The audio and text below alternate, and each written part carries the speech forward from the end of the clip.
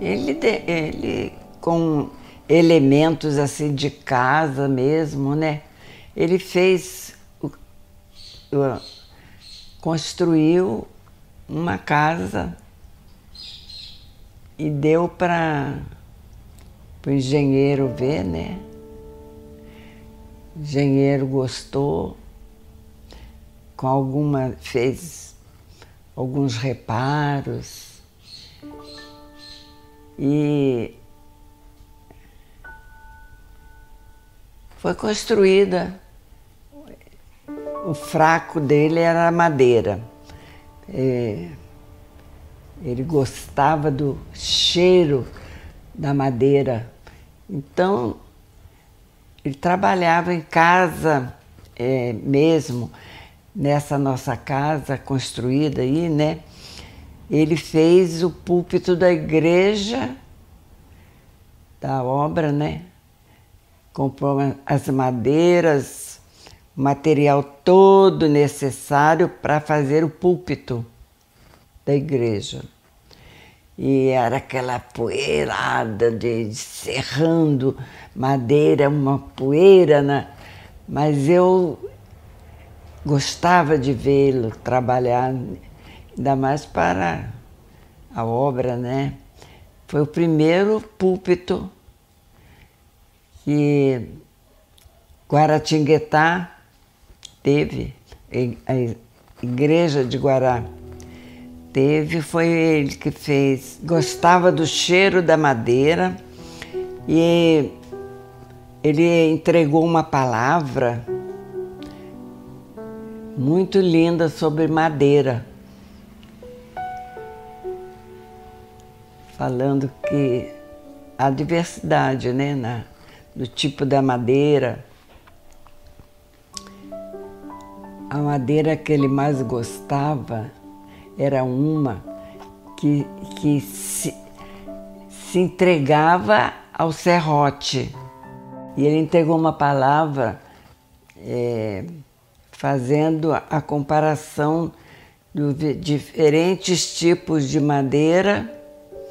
Nós, né, somos comparados na palavra madeira, a madeira de todo tipo.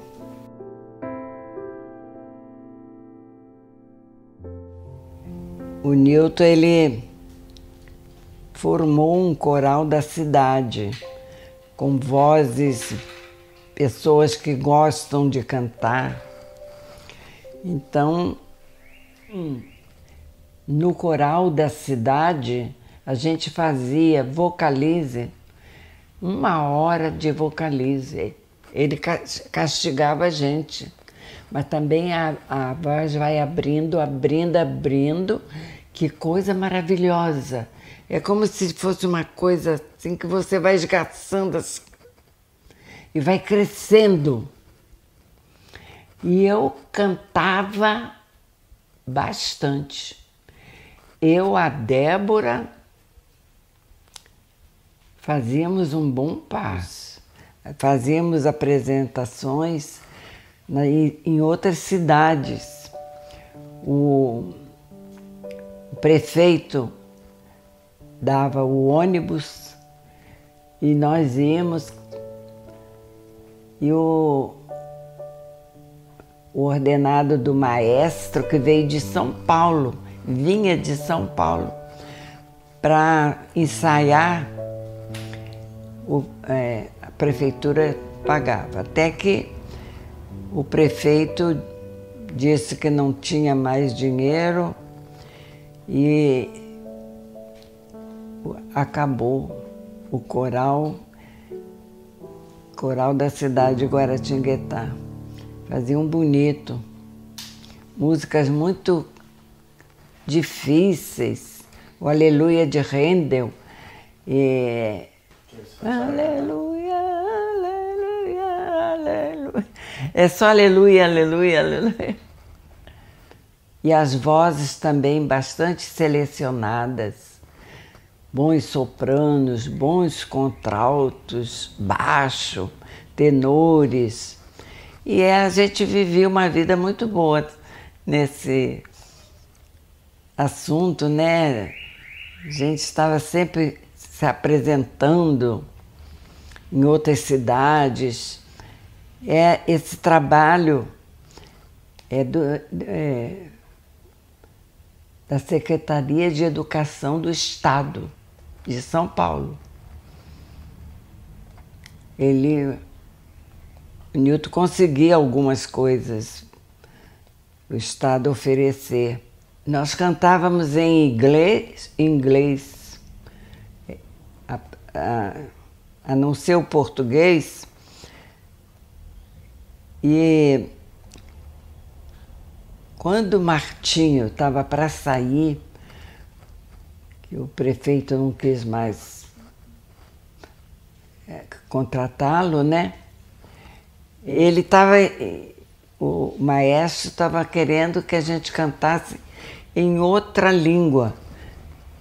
Eu não sei se castelhano, mas não chegamos a cantar.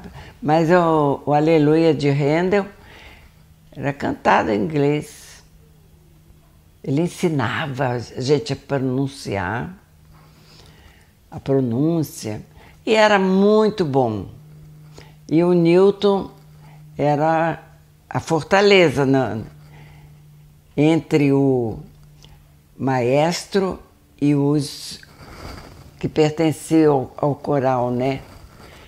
Ia buscar de carro em casa, acabava tarde, os ensaios acabavam muito tarde, meia-noite, mas ele deixava as senhoras solistas em casa. Ele se desdobrava bastante para dar continuidade a esse. Nós gostamos muito de música, de ópera. Eu, e tinha um grupo do coral que também frequentava o coral, o Teatro Municipal do Rio de Janeiro. O fraco do Nilton era a música, né? Ele cantava muito bem, tinha voz de baixo. Eu gostava demais, se dedicou muito. Mas ele era apaixonado por música e a sorte que tudo que ele gostava, eu também. Eu gosto mais de música, de ópera. A gente assistiu muito ópera no Rio de Janeiro.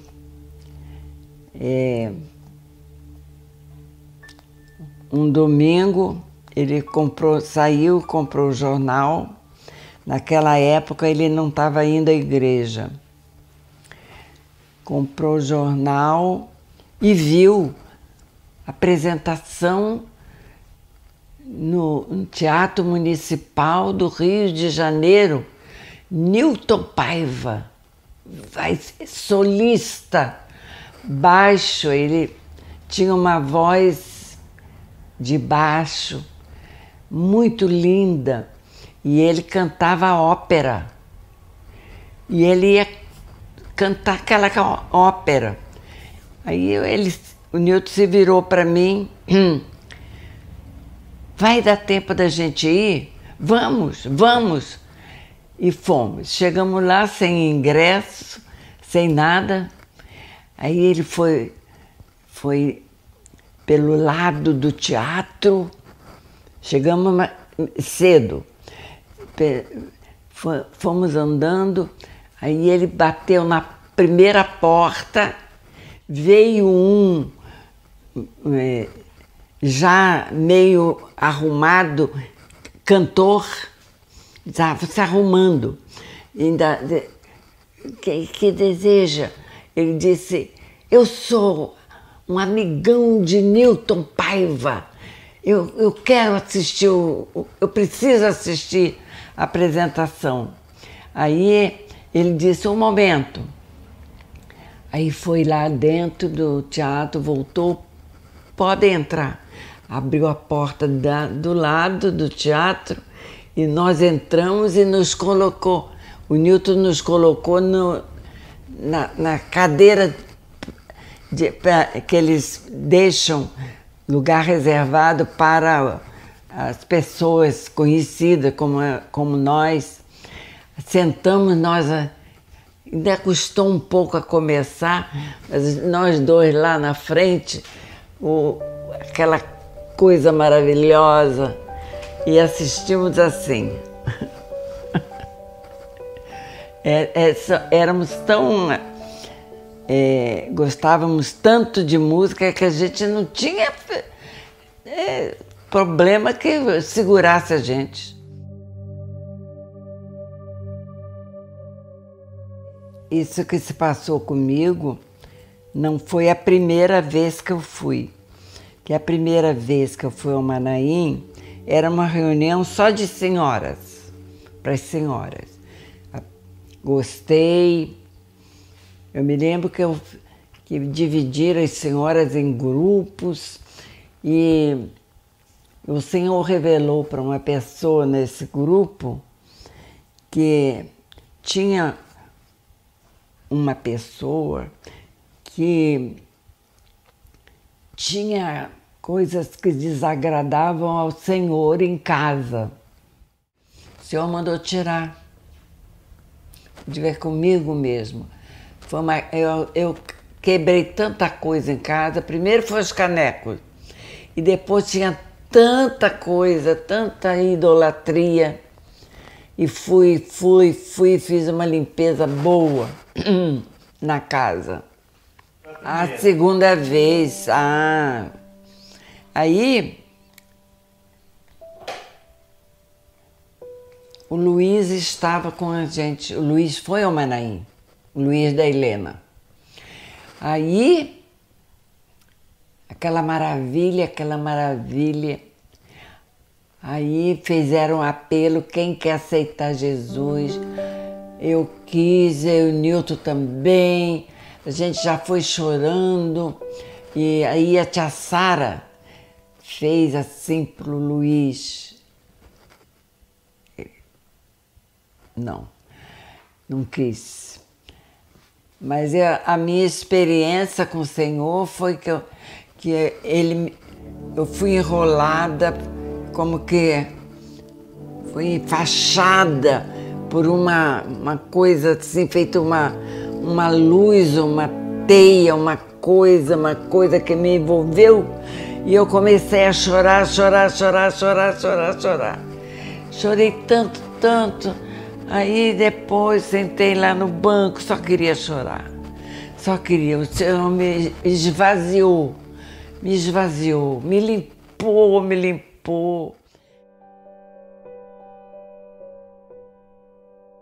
Começou em casa. Eu fui ao Manaim, nós estávamos no Manaim e viajamos com muitos casais e uma noite, após o culto da noite no Manaim, nós fomos chamados, dois casais só, eu e o Newton e a Leni com o marido, para uma reunião. Eu estava indo, não estava tão frequente nas minhas idas para o Manaim naquela época, foi logo no começo. Entramos numa sala, pastores. O que será que vai acontecer? Foi quando eles oraram pelos dois casais para a obra iniciar na sua cidade. Então, a obra veio para Guaratinguetá. Eu fiquei receosa, mas contente, feliz, feliz. Não fui nada contra, apoiei 100%, porque o Newton diz, vamos dividir o serviço. Eu faço uma coisa, você faz outra. Primeira reunião lá em casa, eu fui por telefone, telefonando para pessoas amigas, pessoas até da outra igreja metodista e tal. Tanto que o pastor Ismar foi o primeiro. Eu, Newton e ele. Eu, Newton, as meninas, né? E ele primeiro. Éramos 5 aqui, que iniciou a obra. E lá em Caçapava, 5 também. Começou com 2 casais e uma outra pessoa. Então, eu recebia a visitação dos pastores, quando não era do Rio de Janeiro, era de São Paulo, pastor Gerson Belucci. Ele vinha trazer as crianças e ficava final de semana em casa. E depois vinha do Rio de Janeiro. Foi uma grande bênção. Eu tive muita alegria no meu coração de poder ser usada para a obra começar, né, em Guaratinguetá. Eu achei que ia ser muito difícil. O pessoal da metodista, o que vão falar de nós? Mas deixamos para lá e eu comecei, eles ficaram interessados em saber o que era, como é que era. E os cultos eram em casa. Depois de 1 ano é que saiu lá de casa. E durante 1 ano, toda semana tínhamos que manter boa mesa, boa comida, boas sobremesas. Quando eu encontrava depois com o pastor Gerson Belucci, irmã, aquele pudim de leite, mexia comigo. Então, vinham com criança, mas eu tratava o melhor da minha vida que eu podia, mas com alegria, não por obrigação. E vinham, às vezes, um monte de gente. Teve uma visita de moças, uma reunião para moças. Aí, aquela alegria, chegaram umas 8 mais ou menos, e daqui a pouco chega a Helena com uma tia do Rio. E aparece a Helena com a tia Ruth. A tia Ruth gostou da minha visita, das meninas. As meninas agradaram tanto ela. Mas ela ficou encantada com as meninas. E depois falou assim, você tá de parabéns, você tem um maridão e você tem um genro joia. Mas ela gostou demais da visita que fez a mim. Nunca imaginei, e se despediu e foi para sempre. Que ela já estava meio doente e morreu com câncer. Mas aí Helena ficou brava comigo. Você vai receber visita e não me avisa. Agora onde é que eu vou botar a tia Ruth? Eu digo, a tia Ruth já está lá no colo das meninas. Elas estão se dando muito bem. Eu vou dar um quarto para ela, botar colchão no chão para meninas e vai... Aí a Helena ficou brava comigo, de eu não avisar. Eu não sei por que eu não avisei, mas a Helena queria me fazer surpresa com a tia Ruth. Mas foi tudo muito maravilhoso, muito bom. E o que eu tenho que contar da obra na minha casa foi uma bênção muito grande, para mim, para o meu coração, para a minha vida toda. Eu tenho uma alegria incontida que o Senhor botou no meu coração por essa obra, pelos irmãos. Eu gosto demais de meus irmãos, minhas irmãs. Foi um presente que o Senhor me deu. Ainda a obra na minha casa foi demais. Foi um presente demais que o Senhor me deu. O dinheiro não estava muito abonado, mas o Senhor providenciou uma pessoa que já costumava botar envelopinho debaixo da porta. Eu não estou me lembrando bem o nome dele, de repente vem. Porque essa pessoa é um advogado que tratava das coisas de dentista.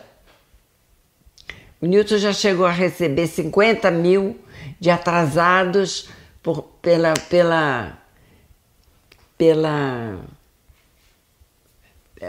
o governo tem que pagar um dentista do governo tanto.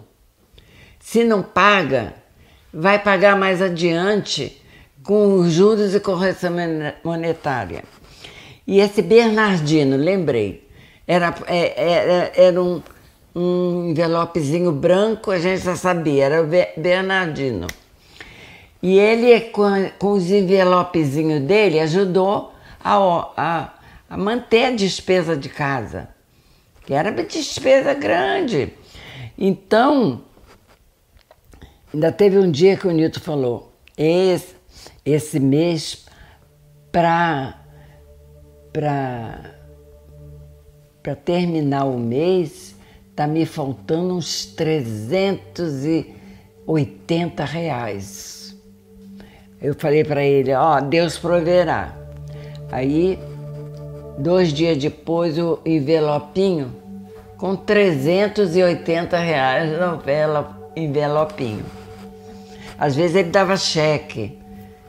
Sei que esse Bernardino era uma bênção na vida da gente. Quando a gente estava meio ruim, tinha envelopinho.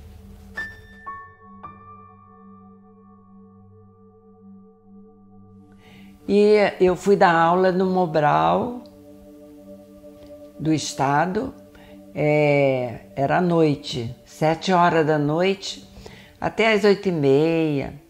Ela era analfabeta, era da Igreja da Assembleia, família grande. Essa senhora aprendeu a ler a Bíblia, ela queria ler a Bíblia. E comigo, ela foi, pois aprendeu a ler. Aí vinha em casa para nos visitar, ficou amiga de casa. E ela recitava trechos da Bíblia, lindos, maravilhosos, encenando como se fosse uma poesia. Então, e eu chamava o Newton. Newton, essa velhinha traz uma benção para casa da gente, ela é tão espiritual, tão maravilhosa. Aí ele conheceu ela, depois pedia, quando a irmã Ditinha chegar aí, você me chama. Às vezes ele estava doentinho depois, né? Newton, dá para você descer? A irmã Ditinha está aqui. Ele, já vou. Aí ele demorava um pouquinho, descia e ficava, a lágrima correndo dela. Ela fala da Bíblia, do Senhor, o amor que ela tem ao Senhor. E o pior é que eu não sei dela. Eu perdi o contato com ela. Acho que ela morreu. Ela estava muito velhinha, muito acabadinha, passou muita fome na vida e era pobrinha. Vim em casa assim, ela era uma roupa amarela, uma saia amarela estampada, uma blusa com outro estampado, diferente da saia, e um pano na cabeça estampado, diferente da saia e da blusa. Mas era uma riqueza de palavra de bênção, maravilha do Senhor. O Senhor ungiu ela. Era uma pessoa, família toda grande, na presença do Senhor. Ô, velhinha maravilhosa.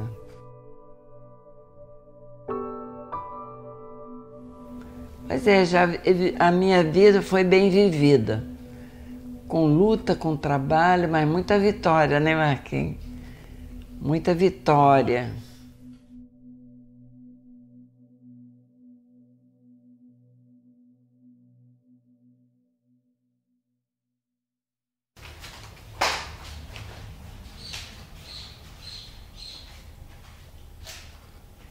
Aí tá no REC? Agora sim.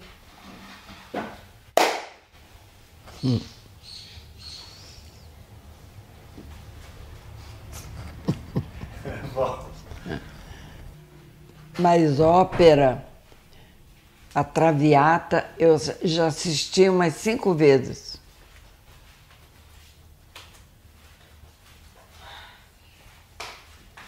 Mas não é pela história, é pelas vozes.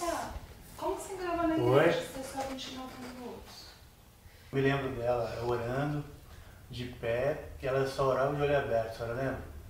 Ela não fechava o olho, ela ficava orando, recitando e cuidando de todo mundo assim, de olho aberto. Eu não sabia disso, porque eu fechava o meu olho. Podia tirar uma foto aqui da gente. Depois eu tiro de vocês. Eu não me produzi que nem a senhora, eu tô meio assim, mas... Hã? Eu não me produzi que nem a senhora, assim. Ah, eu não me produzi eu tô nada. sem maquiagem, mas eu vou tirar assim mesmo. Que foto. isso. Hora da janta. Agora não tem mais nada para contar. Ih, tem muita coisa. Tem muita história. A gente tem a semana ainda pra fazer, hoje foi só o primeiro dia. Fica bonito, depois a gente vai assistir.